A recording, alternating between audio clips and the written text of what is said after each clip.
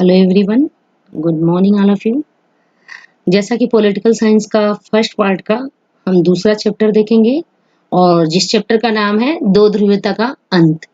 तो सबसे बड़ी बात यह है कि ये दो ध्रुवीयता तो आप जानते ही हैं कि एक नाटो का संघ और दूसरा वार्सा का। अब उसका किस प्रकार अंत होता है इस चैप्टर में, इसके बारे में हम पढ़ेंगे कि इस अध्याय में हम दूसरे विश्व के विघटन के आशय, कारण और परिणामों के बारे में अध्ययन करेंगे। ठीक है, हम यह भी अध्ययन करेंगे कि सोवियत शासन के पतन के बाद विश्व के इस भाग में क्या हुआ और अब इन देशों से भारत के संबंध कैसे हैं। तो चलिए हम स्टार्ट करते हैं इस चैप्टर को कि बर्लिन की दीवार से ये चैप्टर शुरू होता है कि बर्लिन की दीवार को लेके, जर्मनी को लेकर किस प्रकार विवाद शुरू होता है। ठीक है, तो जैसा कि आप देख रहे हैं कि बर्लिन की दीवार, ठीक है, तो देखिए लिखा है पूर्वी और पश्चिमी खेमे के बीच विभाजन का प्रतीक था। ये जो बर्लिन की दीवार थी वो जर्मनी के, मतलब एक तरह जर्मनी की क्या थी, ये कैपिटल थी और यही एक तरह से पूर्वी और पश्चिमी दो खेमे के जो थी अमेरिका को और रूस को। तो इन रूस और अमेरिका की वजह से ये विभाजन में आई और देखा कि यूरोप महाद्वीप में जर्मनी की ये क्या थी, कैपिटल थी, राजधानी थी। ठीक है, और ये विवाद का रीजन यही था कि जब ये नाटो का संघ बना और वार्सा का संघ बना तो यूरोप ही दो भागों में डिवाइड हुआ और जब देखा जाता है जर्मनी भी क्या हुई, डिवाइड हुआ। जर्मनी में जो बर्लिन थी वहां पे दीवार बना दिया गया, बहुत बड़ी दीवार बनी और दीवार के माध्यम से वो क्या हो गया, डिवाइड हो गया। तो देखिए ये पूरा जर्मनी है आपका और ये जर्मनी किस प्रकार से देखा जाए डिवाइड, जैसे जितना भी रेड कलर पे ये डिवाइड हुआ एक तरह से पूरा यूरोप है। ये पूरा जो मैप है ये यूरोप का है और ये यूरोप दो भागों में डिवाइड हुआ। देखिए जर्मनी को लेते हुए, पूर्वी जर्मनी को लेते हुए पूरा ये सोवियत संघ, रूस का पूरा ग्रुप है, ये पूरा ग्रुप है जो सोवियत संघ के खेमे में आ गया। ठीक है, और ये जितने भी येलो कलर में दिखाई दे रहा है, हमने पहले वाले चैप्टर में भी देखा था, तो ये पूरा जो ग्रुप है आपका येलो कलर में जो है वो किसका था, नाटो का संघ था। ठीक है, तो ये हमने देखा जर्मनी। अब जर्मनी में देखिए ये बर्लिन, देखिए आप दिखाई दे रहा है कि नहीं दे रहा है, यहाँ पे देखिए दिखाई देगा आपको बर्लिन, ये है बर्लिन। ठीक है, तो ये देखिए ये बर्लिन है आपकी।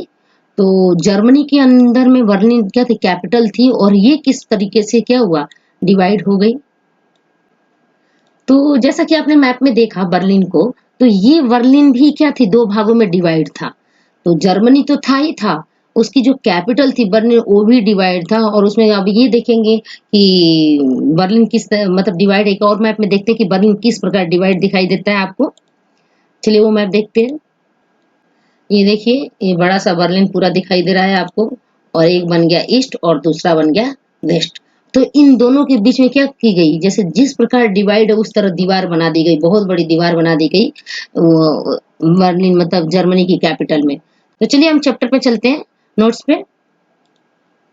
तो आपने जो मैप के माध्यम से बर्लिन को देखा तो इसमें लिखा हुआ है कि भाई यूरोप महाद्वीप में जर्मनी की जो राजधानी बर्लिन थी वो 1961 में खड़ी की गई थी। मतलब जो जो दो भागों में डिवाइड हो गया, तो जो ये दीवार थी 1961 में क्या किया, बहुत लंबा और ऊंचा खड़ा किया गया कि मतलब एक एक क्षेत्र से दूसरे क्षेत्र के लोग एक दूसरे से मिल भी ना सके। ठीक है, 28 वर्षों तक ये दीवार खड़ी रही, 28 ईयर्स लगा, पूरा 28 ईयर्स लगा उसको खड़े होने, मतलब 28 ईयर्स तक बिल्कुल उसको छेड़छाड़ नहीं किया, वो दीवार खड़ी रही। ठीक है, फिर लगा ये दीवार कितनी लंबी थी, 150 किलोमीटर क्या थी, लंबी थी ये दीवार। ठीक है, और 9 नवंबर वो दिया है 9 नवंबर और 1989 में क्या कर दी गई, इस बर्लिन की दीवार को गिरा दिया गया। तो इसी के गिरने के साथ धीरे धीरे कहा जाता है सोवियत संघ रूस का जो पतन होता है, तो ये दीवार भी क्या कर दी गई है, गिरा दी गई है। ठीक है, आगे नेक्स्ट पॉइंट है जैसे यूएसएसआर जो दिया जा रहा है, तो सोवियत संघ, देखिए यहाँ लिखा है समाजवादी सोवियत गणराज्य। दूसरे विश्व युद्ध के बाद पूर्वी यूरोप के देश सोवियत संघ के नियंत्रण में आ गए। ठीक है, सोवियत संघ के सोवियत सेना ने इन देशों को फांसीवादी ताकतों के चंगुल से आजाद कराया था। जो ये यूरोप के जो कुछ भाग के जो देश थे, है ना, उनको फांसीवादी ताकतों से किसने आजाद कराया था? सोवियत संघ ने कराया था। इन सभी देशों की राजनीतिक इन सभी देशों की राजनीतिक तथा सामाजिक व्यवस्था को सोवियत संघ की समाजवादी प्रणाली की तर्ज पर ढाला गया। मतलब इनको जो भी रूल रेगुलेशन लागू किया गया वो समाजवादी प्रणाली के रूप में इन सभी देशों के रूल रेगुलेशन को ढाला गया। इन्हें ही समाजवादी खेमे के देश या दूसरी दुनिया का देश कहा जाता है। ठीक है, तो जैसा कि देखा यूएसएसआर जो था सामाजिक सोवियत गणराज्य, इसका फुल फॉर्म है आपका, है ना। तो इसके बाद हम देखते हैं, अभी देखिए कि दूसरी दुनिया का देश किसे कहते हैं। तो जिसमें यही कहा गया है कि जो यूरोप के जो देश थे, जो सोवियत संघ रूस में शामिल हो गए थे, तो उनको पूरी तरीके से सोवियत प्रणाली के अंतर्गत ही ढाला गया था। और क्यों ऐसा हुआ था, वो क्यों लोग जो जो देश थे यूरोप के, वो क्यों सोवियत संघ में शामिल हुए थे? क्योंकि किसी टाइम क्या हुआ था, फांसीवादी ताकतों के चंगुल से किसने बचाया था? सोवियत संघ ने, रूस ने सपोर्ट करके उन्हें बचाया था। इस वजह से ये इनके खेमे में शामिल थे। ठीक है, अब आते हैं सोवियत प्रणाली क्या होती है। तो देखिए लिखा गया, रूस की जब क्रांति हुई थी, सोवियत संघ में जब रूस की क्रांति हुई थी 1917 में, रूस में समाजवादी क्रांति हुई और इसी के बाद समाजवादी सोवियत गणराज्य अस्तित्व में आया। समाजवादी सोवियत गणराज्य क्या हुआ, अस्तित्व सामने आया।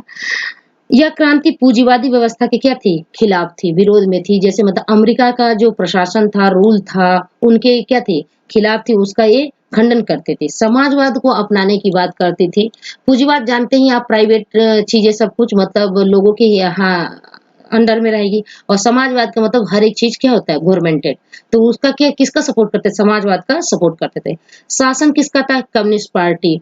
सिर्फ एक पार्टी का शासन था वहां सोवियत संघ में, और वो कितने वर्षों तक रही, तो 70 वर्षों तक प्रशासन किया उसने, कम्युनिस्ट पार्टी ने। दूसरी पार्टी नहीं, सिर्फ इंडिविजुअल वन पार्टी थी। तो चलिए अभी देखा सोवियत संघ की प्रणाली क्या थी, अब हम देखते हैं सोवियत संघ की विशेषताएं थी, उसकी क्वालिटी क्या थी। ठीक है ना, तो देखिए ये पॉइंट लिखा सोवियत संघ की विशेषता, तो इसमें लिखा खनिज संसाधन। मतलब इनके पास इतने ज्यादा खनिज संसाधन थे, जैसे कहा जा सकता है तेल, लोहा, इस्पात, मशीनरी उत्पाद मतलब सम्मिलित है इसमें।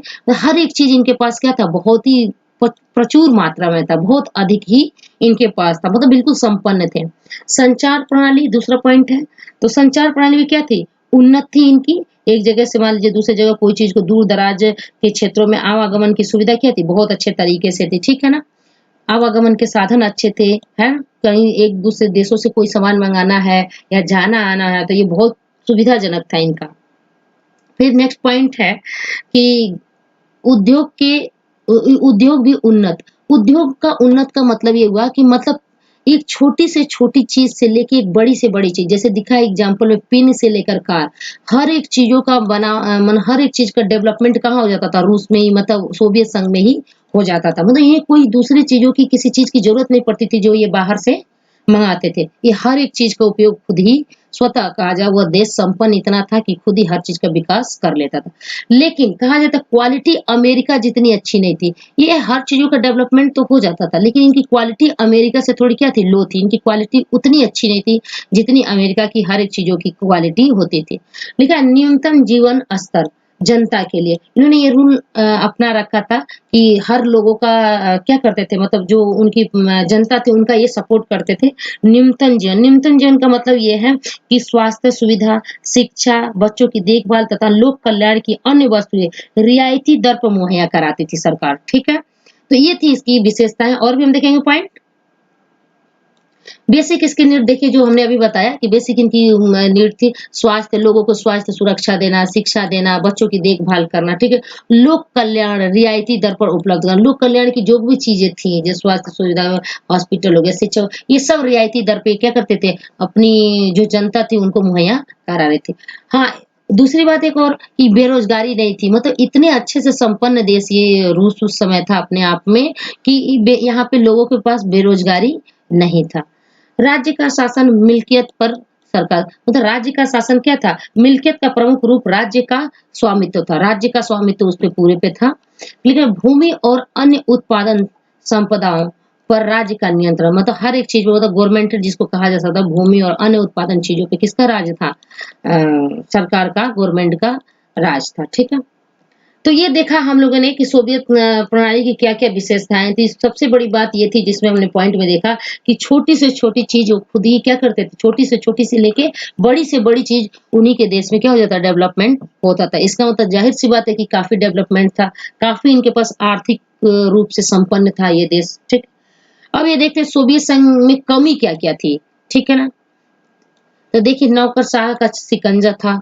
मतलब एक तरह से कहा जाए नौकरशाह का शिकंजा का मतलब ये वो गवर्नमेंटेड हर एक काम गवर्नमेंट ही कर सकता है। और गवर्नमेंट करने का मतलब ये है नौकरशाह के शिकंजे में कि मान लीजिए अगर कोई काम दिया गया है, ठीक है?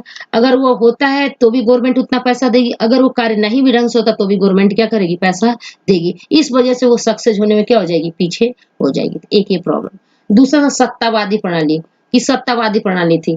हमेशा मतलब एक ही पार्टी थी, कम्युनिस्ट पार्टी और सत्ता में वही रहती थी, एक ही प्रॉब्लम थी। नेक्स्ट थर्ड पॉइंट है आपका नागरिकों का जीवन कठिन था। तो नागरिकों के लिए जीवन क्या था? कठिन था कि जैसे मान लीजिए हर एक चीज़ उनको मुहैया तो कराई जाती थी नॉर्मली, लेकिन वो चीज़ें उच्च कोटि की नहीं होती थी। लोकतंत्र और अभिव्यक्ति की आज़ादी नहीं थी। मतलब लोकतंत्र में जो कहा जाए लोकतंत्र कायम होने के बावजूद अभिव्यक्ति मतलब अपनी बात को रखने का अधिकार नहीं था। इसमें कहा जाता सुधार की ज़रूरत थी। सुधार की भी बहुत कुछ चीज़ों की क्या थी? सुधार की ज़रूरत थी। एक दल का शासन था, जिसको ये भी सुधार करने की ज़रूरत थी कि एक दल का शासन क्या होता है? कि एक तरह से राजसी शासन जैसा होने लगता है। कम्युनिस्ट पार्टी जवाबदेह नहीं थी। कोई प्रॉब्लम होती थी, कोई दिक्कत होती थी, जवाबदेह नहीं थी। उसका मतलब एक तरह से कहते हैं ना कि हर एक पार्टी क्या होती है, अगर कोई प्रॉब्लम आता है तो क्या होती है? जवाबदेह होती है कि आखिर ये प्रॉब्लम आया तो क्यों इसमें सुधार क्यों नहीं किया गया? या जैसे मान लीजिए भूकंप आ गया या कोई चीज़ ऐसी आ गई तो वो जिस पार्टी की सत्ता होती है उससे पूछा जाता है कि आखिर इसमें आपने कितना सपोर्ट किया, कितना नहीं, ठीक है? तो इसी तरीके से देखा कम्युनिस्ट पार्टी एक ही पार्टी थी तो जो कि जनता की जवाबदेह नहीं थी। रूस का दबदबा 15 गणराज्यों पे था।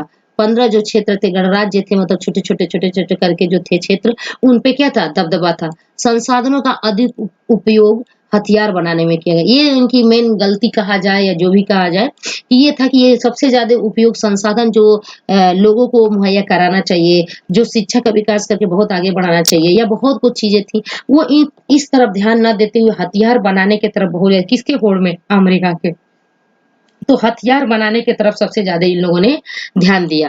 प्रौद्योगिकी और बुनियादी ढाँचे के मामले में पिछड़ा। प्रौद्योगिकी और बुनियादी ढाँचे के मामले में क्या था? पिछड़ा था। जनता की ज़रूरतों को पूरा न कर पाना। अब एक पॉइंट है कि जनता की ज़रूरतों को किस प्रकार पूरा न कर पाया?